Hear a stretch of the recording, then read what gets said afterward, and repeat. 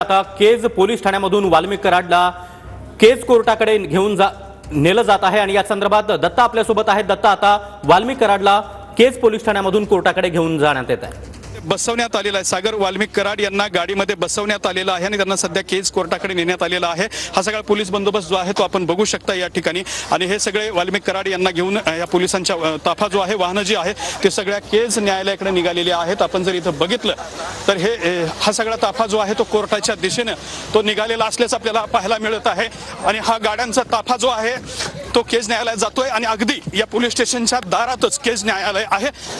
त्यामुळे वाल्मिक कराड यांना काही क्षणांमध्ये त्या ठिकाणी हजर केलं जाऊ शकतं। आपण जर बघितलं तर या ठिकाणी ही गाडी जी आहे ती न्यायालयाच्या दिशेने निघालेली आहे। पावसकर न्यायालय आहे ज्या ठिकाणी वाल्मिक कराड यांना हजर केलं जाणार आहे आणि आपण बघू शकता की वाल्मिक कराड यांना घेऊन ही गाडी केज न्यायालयात दाखल झालेली आहे।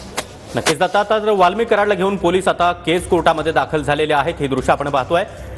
केज पोलीस स्टेशन ते केज कोर्ट अगदी हाकेच्या अंतरावर आहे आणि केज पोलीस ठाण्यामधून वाल्मिक कराडला आता केज कोर्टामध्ये आणण्यात आलेला आहे। पावसकर न्यायालयामध्ये ही सुनावणी पार पडणार आहे।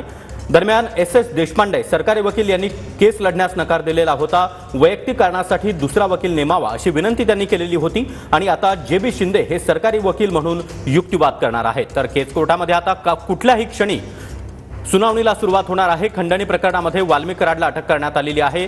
आज पुणे सीआयडीकडे वाल्मिक कराडनं आत्मसमर्पण केलेलं आहे। जवळपास 22 दिवसानंतर वाल्मिक कराड हा सीआयडीच्या ताब्यात आलेला आहे आणि त्यानंतर आज केज